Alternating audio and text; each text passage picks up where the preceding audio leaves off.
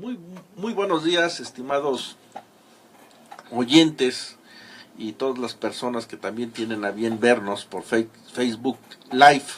Les habla su amigo el doctor José Luis López Chavarría, director del Seminario de Derecho Electoral de la Facultad de Derecho de la misma UNAM.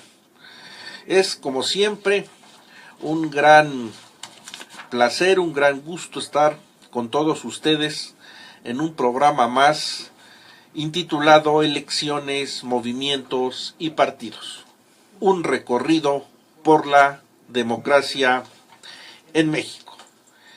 El día de hoy abordaremos un tema importante por la forma y coyuntura en que se están dando las elecciones 2018 y entre interrogantes acuñamos el término necesidad de elecciones limpias 2018 y desde luego esto nos viene a colación porque estamos observando que al lado o paralelo al desarrollo del proceso electoral con todas las bondades y ventajas que el marco constitucional y legal electoral tienen para estos comicios, lamentablemente se están produciendo, generando una serie de incidentes que precisamente nos va a llevar a abordar por nuestros destacados especialistas que nos acompañan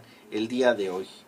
Piénsese, por ejemplo, y ha sido muy comentado en todos los medios, la injerencia judicial en el proceso electoral o el uso político de las instituciones jurisdiccionales, desviación de erario público para fines electorales,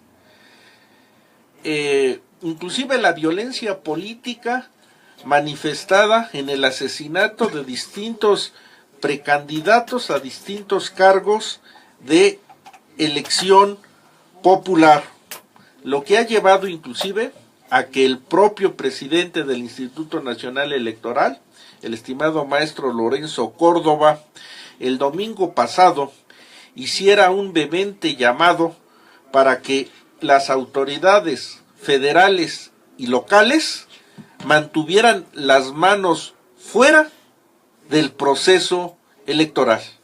Desde luego en esta temática se incluye también la desviación de usos y recursos públicos para fines clientelares. Como podrán ustedes percatarse, pues son temáticas intensas, polémicas y que serán tratadas particularmente el día de hoy.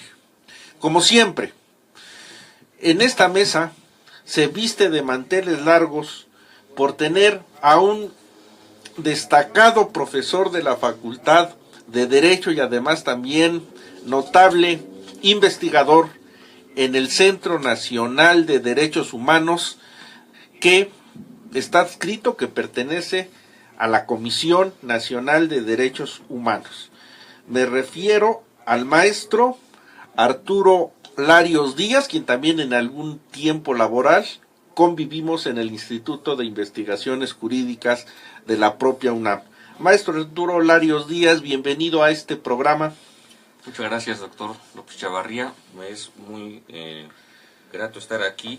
Agradezco su invitación, la invitación de la Facultad de Derecho, y con mucho gusto compartimos esta mesa con todos ustedes y un saludo también para todos los que nos escuchan y nos ven. Muchas gracias.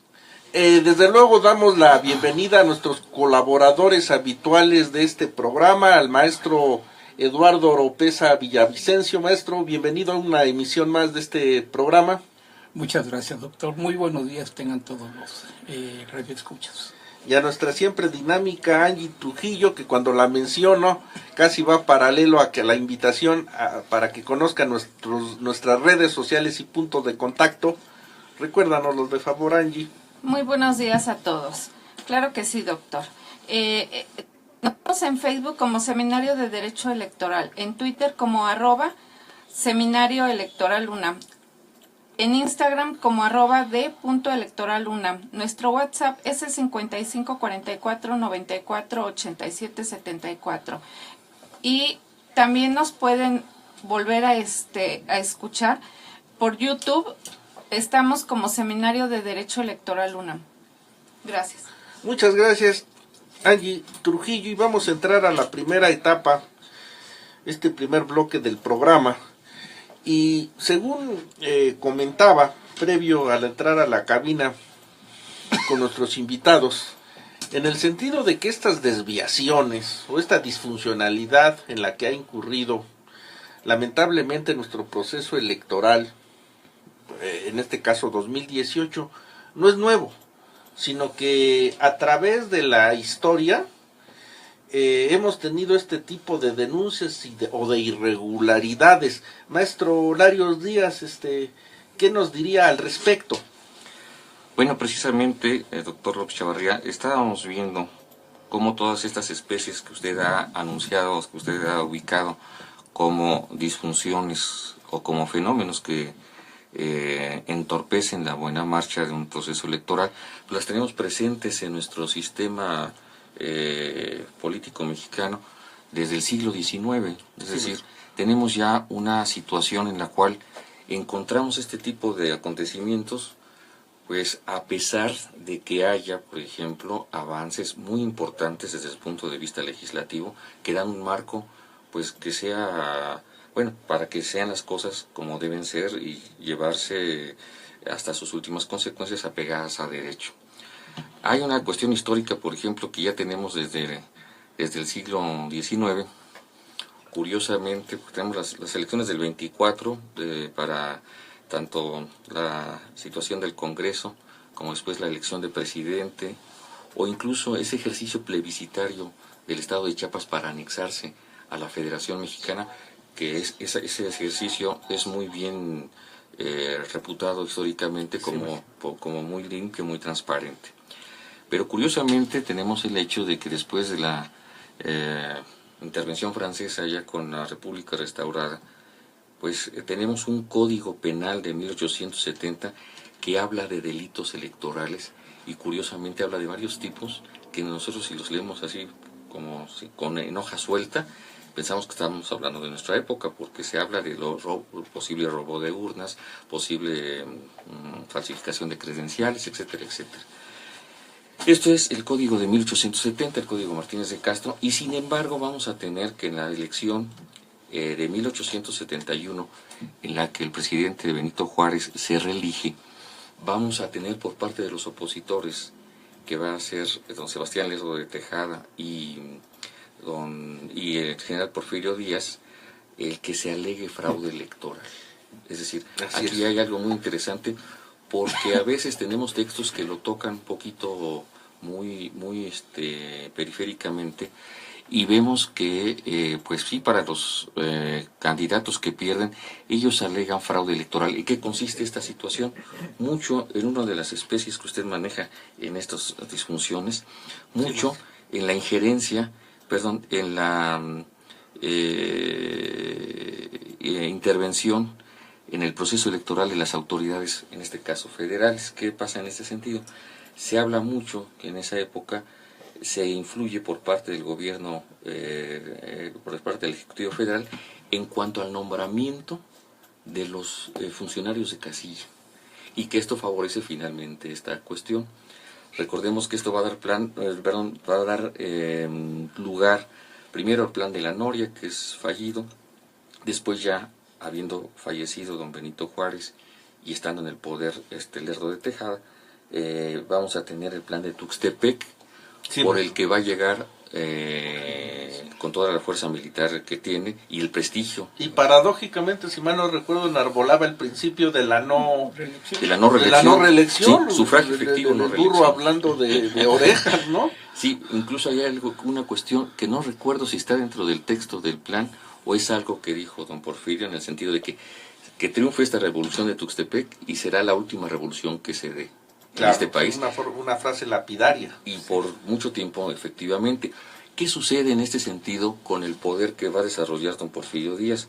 Hay algo muy interesante, porque si ustedes ven, y lo van a recordar quienes nos están escuchando también, llega a un primer periodo de 1876 a 1880 don Porfirio Díaz, y hace un gobierno que deja buen sabor de boca en la sociedad. Sin embargo, se había modificado, de acuerdo al plan de Tuxtepec, el texto constitucional, para que no hubiera reelección. Él deja a su compadre Manuel González. Aquí también vemos la inauguración de una práctica. Conocido como Manco González, el Manco Manuel González. Que era su compadre. Sí, como muchos gobernadores después también nos van a hacer. Pero don Porfirio inaugura incluso una práctica que después la vamos a tener, pues en cierto modo hasta nuestros días, que es el señalar al sucesor, es decir, que sea Manuel González. Manuel González no se puede comparar un poco de la práctica del dedazo. Ahí está. Ahí está. Decimonónico. Ya ahora le dicen técnica digital. Pero la cuestión de decir, se va a quedar fulano de tal. Y en este caso, Manuel González no se puede comparar en cuanto a la figura que era Porfirio Díaz, era el héroe del 2 de abril, tenía un capital político y militar importante. Es un gobernante igual que su carrera militar, tiene sus méritos, pero es más bien gris. Así es. Los porfiristas van a presionar para que venga la contrarreforma, vamos a decir esto, y curiosamente es lo que algunos dicen, los trajes a la medida. ¿Por qué razón? Porque dice, ¿se va a permitir la reelección? Bueno, pasado un periodo. Y esto hace que don Porfirio Díaz ya se pueda presentar para el periodo de 84, 88. Y después... Porque todavía en esos años serán cuatrienios presidenciales. Exacto. Qué interesante, maestro Arturo Larios, al respecto de todos estos apuntamientos históricos, maestro Eduardo Oropesa quisiera agregar algo al respecto para... Sí, más que quisiera puntualizar adelante, algunos aspectos, ¿no? Claro. A partir de 1824, cuando realmente se declara la independencia, y en México hay injerencia por parte de las potencias, tenemos la presencia de Inglaterra, los Estados Unidos a través de las logias masónicas, y apoyan a los diversos candidatos, tanto a los yorquinos como a los del rito escocés, para que lleguen con una finalidad. Es prácticamente lo que podríamos equiparar como el Tratado de Libre Comercio. Sería que querían tener el monopolio comercial, tanto una potencia u la otra. Eso por un lado. Por otro lado, hay que considerar otros aspectos. Bueno, ya muy bien lo señaló el maestro Larios en relación a la intervención tanto francesa que se da en México. Hay una serie de antecedentes durante la lucha de reformas, donde hay conflictos precisamente entre parece Benito Juárez y con Manuel González, con otros generales, en relación de quién debería de ser el sucesor. Hay que recordar que en este tiempo existe, y más adelante con Porfirio Díaz, o la figura del vicepresidente, y en caso de la ausencia del presidente de la República Mexicana, lo asumiría el presidente de la Suprema Corte de Justicia. Hay un conflicto con José María Iglesias, inclusive se publicó una obra bastante interesante donde se plantea toda la cuestión presidencial de la sucesión de ese tiempo, y siempre ha habido una serie de conflictos. Pero detrás de esos conflictos, sin duda, están tanto los Estados Unidos u otra potencia. Basta con recordar que el Tratado de Magleno Ocampo, México lo firma, afortunadamente el Senado o el Congreso de los Estados Unidos no lo ratifica por cuestiones internas de guerra, a cambio del reconocimiento del gobierno. Lo mismo se hizo con el Tratado de Bucareli, si más no recuerdo, con el general Álvaro Obregón, que hubo una serie de conflictos precisamente después de una reelección y de modificar la constitución política. Este es un panorama un poquito amplio, podríamos detallar cada presidente, claro. Hay conflictos electorales. A mí lo que me llama mucho la atención en la última reelección del general Porfirio Díaz fue que se repartió pan en todas las calles de la Ciudad de México. Junto a las urnas había costales pan, y si mal no recuerdo, el Hijo del Aguizote y otros periódicos criticaban al pueblo cómo mediante las migajas o un pedazo de pan vendían la democracia, vendían su voto. Y esa práctica, sin duda, es la que se lleva a cabo hoy en día. Qué interesante, maestro. Estamos entrando propiamente en los prolegómenos del desvío de recursos o de políticas de apoyo social en el manejo electoral. Con esto vamos a dar por concluida esta primera etapa. Nos están anunciando que nos vamos a un bloque breve. No le cambien, enseguida regresamos. Pues continuamos, estamos de vuelta nuevamente y empezamos a abordar y acercarnos en las cuestiones de disfuncionalidades, de lo que no se debe de hacer por parte de las autoridades en los procesos electorales, y que contraviene lo dispuesto en el artículo 134 constitucional, que a la letra dice: los servidores públicos de la Federación, las entidades federativas, los municipios y las demarcaciones territoriales de la Ciudad de México tienen en todo tiempo la obligación de aplicar con imparcialidad los recursos públicos que estén bajo su responsabilidad, sin influir en la equidad de la competencia entre los partidos políticos. Y en el siguiente párrafo va en el mismo sentido, que dice: la propaganda, bajo cualquier modalidad de comunicación social que difundan como tales los poderes públicos, los órganos autónomos, las dependencias y entidades de la administración pública o cualquier otro ente de los tres órdenes de gobierno, deberá tener carácter institucional y fines informativos, educativos o de orientación social. En ningún caso esta propaganda incluirá nombres, imágenes, voces o símbolos que impliquen promoción personalizada de cualquier servidor público. Luego entonces, ¿qué estamos presenciando, maestro, lamentablemente hoy en día respecto pues a esta disfuncionalidad contrario a la norma suprema del país? Bueno, nada más déjeme, maestro, doctor Chavarría, jalar un poquito de cuestión histórica. ¿En qué sentido? Bien, maestro, adelante. Partimos de una premisa en el sentido de que, lo voy a decir en primera persona, perdón, para que quede un poquito más plástico. Yo, gobernante, tengo o veo que hay la necesidad, entre comillas, de marcarle al electorado por quién debe votar. Es decir, yo le alumbro el camino. Claro, aquí vamos a encontrar muchas cosas. Le doy línea, doy línea. ¿Cómo le alumbro el camino? Le digo por quién hay que votar. Aquí venimos otra vez, perdón, nada más ahí retomamos a general Porfirio Díaz. ¿Por qué razón?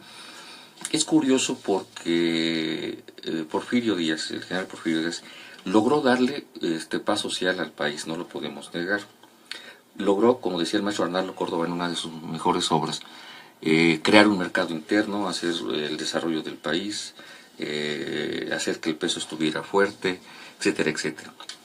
Y es curioso porque sí le dio determinada base de legitimidad al porfiriato y al general Díaz. Es decir, había gente que estaba convencida que con Díaz el desarrollo del país estaba asegurado.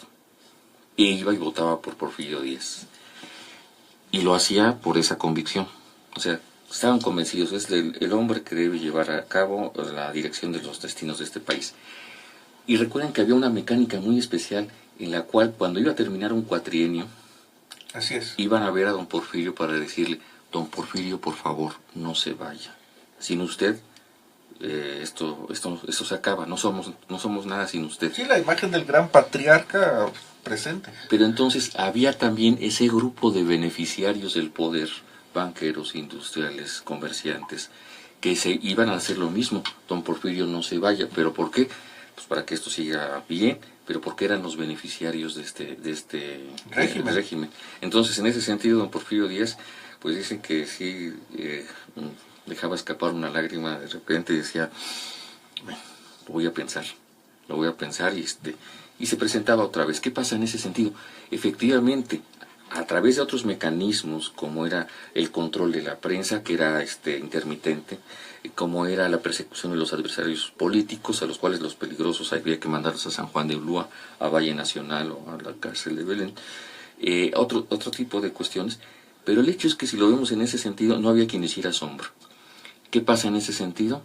bueno, pues había que votar por don Porfirio, y a los que no estuvieran muy convencidos, pues había que empujarlos a que votaran por don Porfirio. Entonces, parece que arrastramos esa situación, y en gobiernos por revolucionarios vamos a encontrar esa cuestión de marcarle la senda al gobernador, es decir, como que hay un menosprecio a la cuestión de lo que quiera el pueblo, el electorado.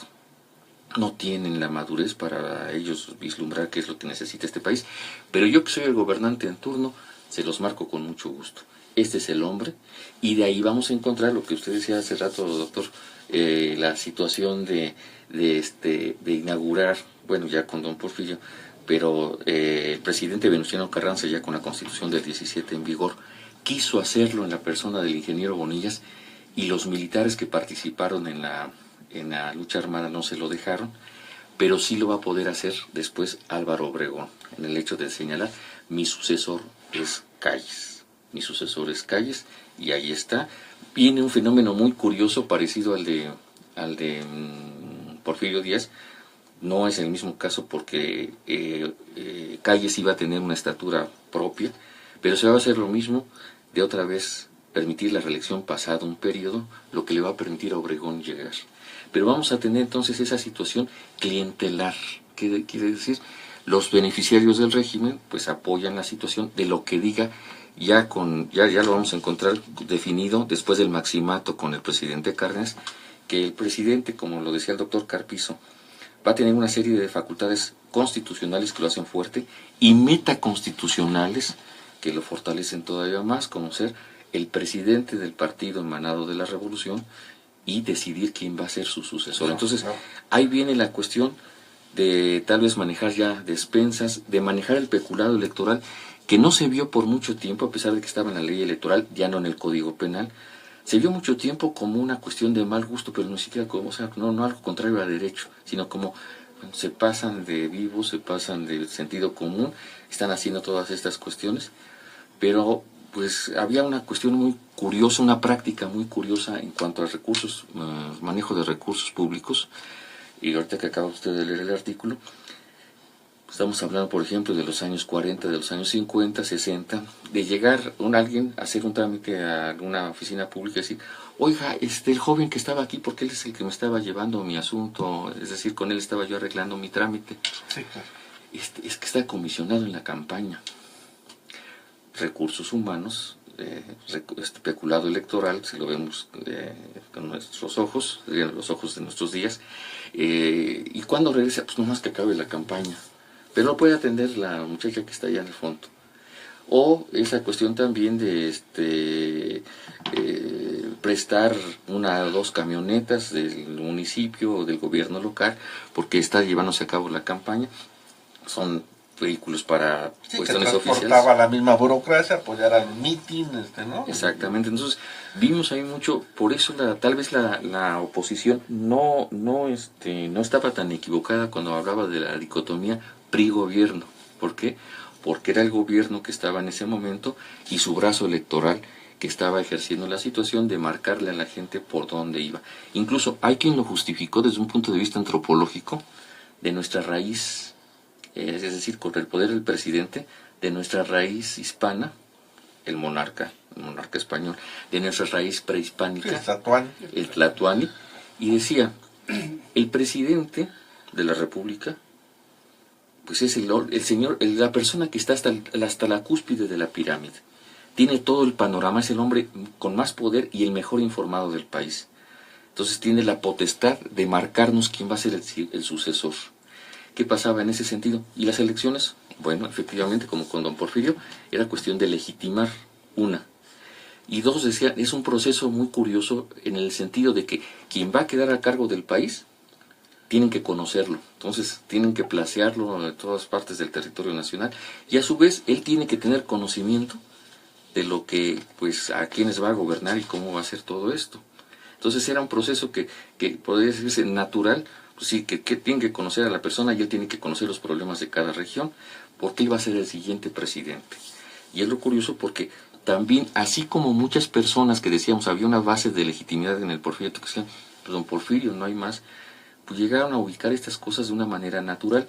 Don Adolfo Ruiz Cortines que en esta cuestión digital o de edad, como decíamos hace un momento, que se manejaba, recordemos que él inauguró el tapadismo, es decir, el jugar con las posibilidades de quién podría ser el sucesor para esconder sus fichas, así como si jugara dominó, ¿no? Que por cierto, que era un gran jugador de dominó, le apasionaba, y entonces al final decir es fulano de tal, y todo cerrar filas en torno a que esa era la persona indicada, porque lo había dicho el presidente de la República. Entonces ya encontramos aquí una situación en la que se utilizan recursos públicos, sí se hacen muchas cuestiones de esta naturaleza, como las que tenemos aquí, y es lo que se tendría que prever que no vuelva a suceder, es decir, no son cosas que hemos ido superando, que está una legislación muy avanzada, la electoral muy en situación de... Pero todavía como que nuestras raíces nos traicionan. Maestro, estaba ya acotando también al respecto el maestro Eduardo Oropesa y Villavicencio, algún apuntamiento, ¿verdad?, al respecto con Porfirio Díaz. Sí, más bien, bueno, yo veo que Porfirio Díaz no tuvo adversarios. ¿Qué candidatos fueron y compitieron contra el general Díaz, ¿no? Bueno, solo uno. Nada más sabemos los conflictos que tiene con Benito Juárez, en primer lugar. Segundo, deja al sucesor, a Manuel González, pero ahí en adelante hay que hacer hincapié en la clase política, el control social que ejercía y que fue una dictadura perfecta.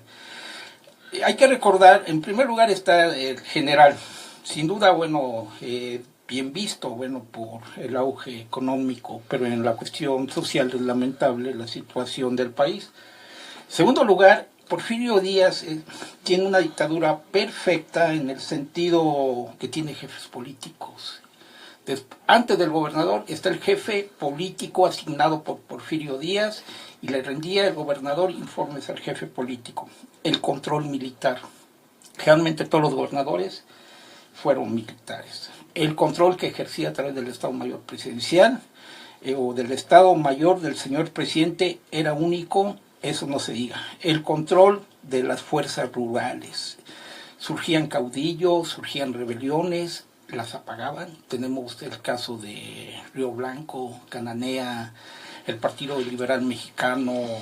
Hay muchos caudillos y gente que eran con ideas, sofocados. Digamos, eran sofocados. Y construyó finalmente esa peculiar estabilidad. Mátalo en caliente. O paz porfiriana, ¿no? Claro, cualquier opositor, como ya bien se señaló el maestro Lario, pues, lo enviaban a Valle Nacional o a Yucatán y de ahí salían deportados. Era otra modalidad, al exilio todos los que se opongan al sistema político. Hay que recordar un poquito que esa entrevista, si no recuerdo, usted ya la ha mencionado, que tuvo en vísperas de las últimas elecciones con el periodista norteamericano, donde dice que ve al pueblo como si fueran menores de edad, los ve sui generis, o sea, en un estado de interdicción, dice ya la visión del patriarca hacia el pueblo, sociedad. Ya tienen la capacidad, el pueblo, para elegir a sus gobernantes, ya tiene la suficiente madurez, y más no recuerdo, digamos, todos esos aspectos, ¿a dónde nos lleva?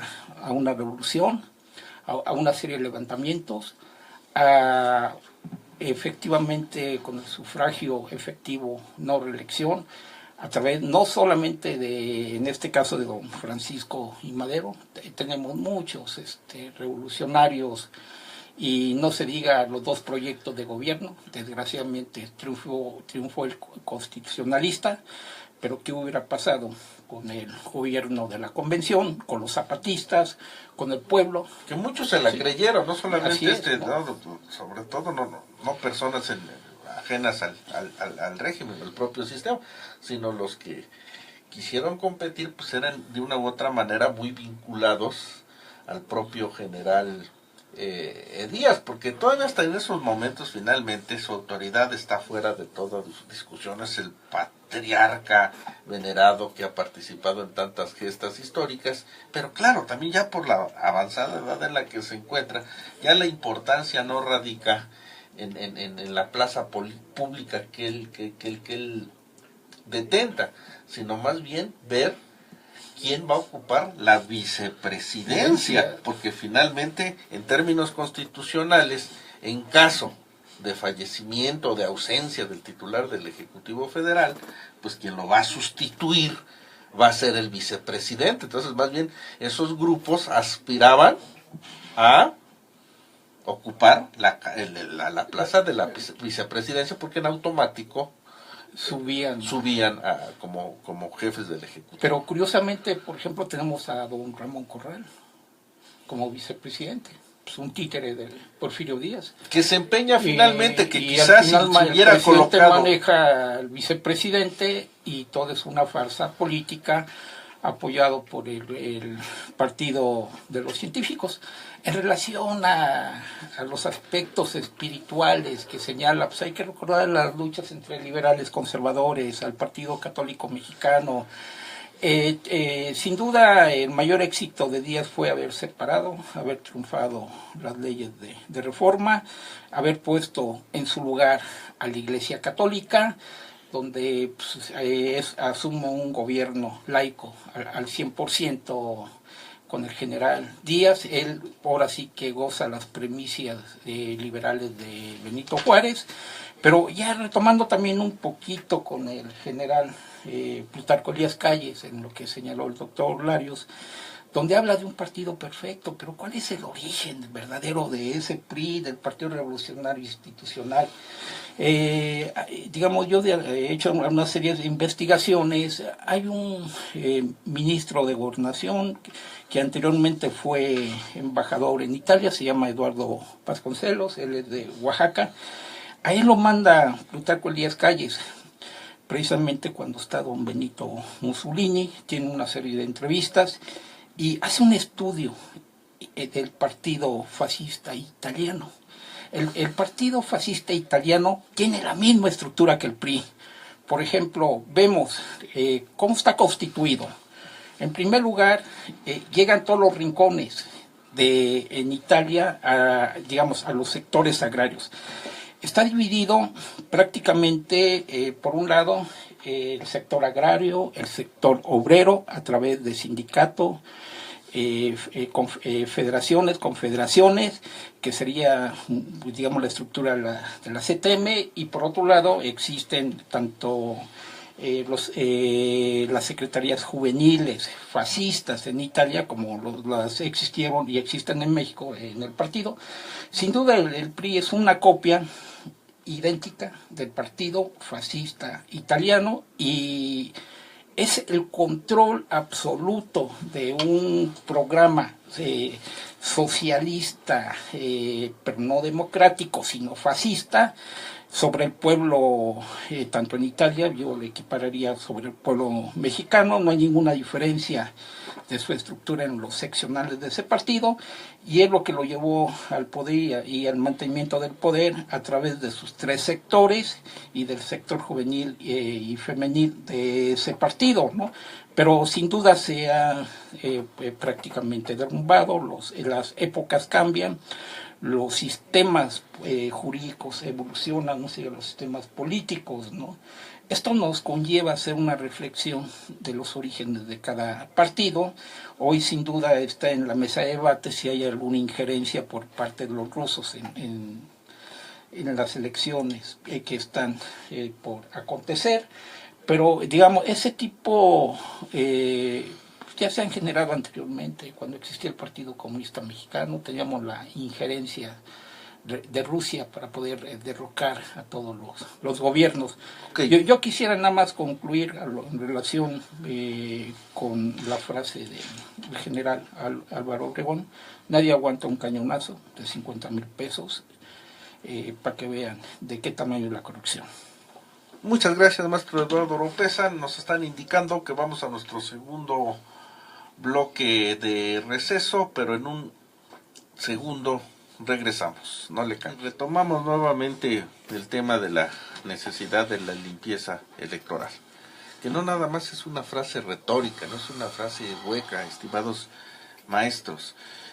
Situaciones que son realmente alarmantes, preocupantes, cuando vemos, por decir, por un lado, cómo las instituciones, ¿no?, encargadas de la Procuración de Justicia de repente entran en el juego electoral, ¿no? Es decir, con una intervención que se ha calificado inclusive hasta de faccioso o de uso político dentro de los procesos electorales, ¿no? O sea, lamentable, es una realidad que al menos ha estado siendo comentada y reflejada en los distintos medios de comunicación, ¿no? Es decir, en estas condiciones y en estos contextos se está desarrollando unas prácticas democráticas, ¿no? Qué grave. Otra situación, también no menos preocupante, ¿no? La serie de asesinatos, si se quiere, a nivel estatal, local, pero no por eso vamos a demeritar esa situación. Simplemente, mire, por sacar de las páginas de la internet algún dato al respecto, pero sobra, ¿no?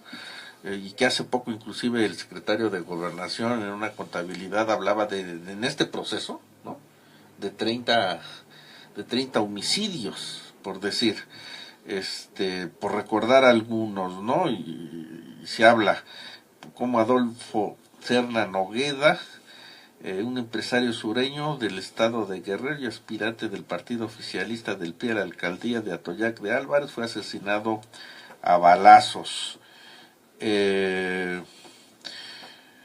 También en el estado de Guerrero, Arturo Gómez Pérez, alcalde de Petatlán, murió cuando un hombre encapuchado le disparó en presencia de su familia. El abogado José Crespo, candidato a diputado local por el PRD, fue asesinado en Mexicali, pero hasta en el estado de México, en Cuautitlán Izcalli, en fin, pudiéramos hacer de una manera ejemplificativa esta situación, lo cual pues nos lleva a la reflexión que enmarca nuestro programa, ¿no? La necesidad o la conveniencia de que la limpieza electoral en el 2018 pues se corrijan ese tipo de anomalías o de irregularidades. Y concluyo en este aspecto.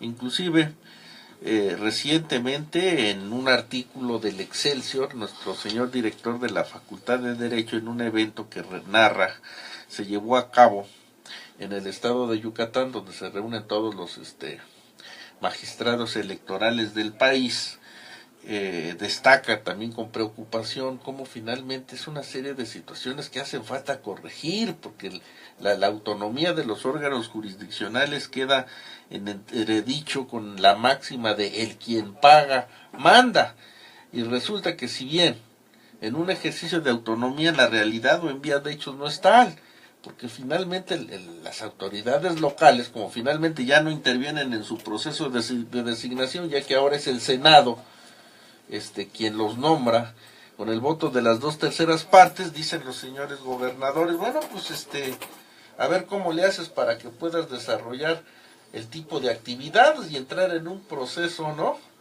de confrontación o de negociación de una serie de operaciones que tendrían que ser básicas, garantizadas por la Constitución y la ley, y no obstante no se está dando, y de esta manera vemos que está caminando, desarrollándose el proceso electoral federal 2018. Entonces, maestro. Bueno, aquí hay una gran necesidad de que se obre con total limpieza. ¿Por qué razón? Porque todas esas cosas que hemos dicho del pasado pareciera que vienen como fantasmas a reeditarse ahora en este proceso, que se ubica como uno de los más importantes o el más importante en los años recientes, y tendríamos que ver mucho pues esa situación de no de evitar la injerencia judicial en el proceso electoral, de evitar la movilización de aparatos burocráticos federales y locales. ¿Por qué razón? Aquí habría algo que yo siempre he estado en contra de quien hace la antinomia ética y política, es decir, hay quien dice de plano, que se dedica a la política no puede tener consideraciones éticas. Yo creo que sí existe una ética política y ahí tiene que empezar mucho por quien tiene el poder y dar todas las garantías para que no haya este tipo de cuestiones.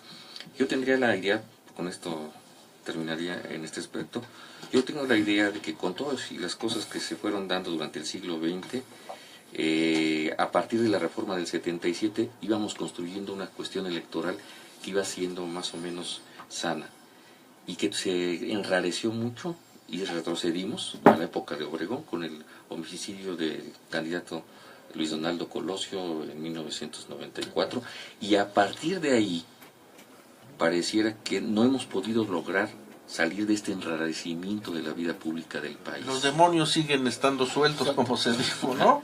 Ahí estaríamos, pero en ese sentido tiene que darse la perspectiva de que el electorado, los gobernados están muy conscientes de sus derechos, son mayores de edad y tienen que ser los que finalmente decidan quiénes son las personas que gobiernan este país, quiénes integran los órganos del poder público, y en ese sentido se necesita mucho que la autoridad tenga la conciencia del respeto que debe a esa libertad que debe haber. Claro, le agradezco, maestro Arturo Larios. Para concluir, maestro Eduardo Oropeza. Sí, falta más que nada un código ético o deontológico electoral, eso por un lado. Por otro lado, hay injerencia. A partir del momento que llega un gobierno, está en permanente campaña y captan la demanda ciudadana y la convierten en para acumular los votos. Eso por un lado, ¿no? Compran a la gente mediante placas de taxi, despensas, cobijas, sillas, láminas, promesas de vivienda. Es un corporativismo que está a la venta el voto y hay que llegarle al mejor postor. Es triste ver el papel de los actuales gobiernos, no se diga de la Ciudad de México, de las delegaciones políticas, de los partidos políticos, que carecen de toda ética y cómo pervierten y yo diría el voto realmente no existe, el voto sencillamente lo compra el mejor postor. Muchas gracias, estimados cibernautas. Con esto daríamos por concluido nuestro programa. Les habló su amigo el doctor José Luis López Chavarría en un programa más de elecciones, movimientos y partidos. Hasta la próxima.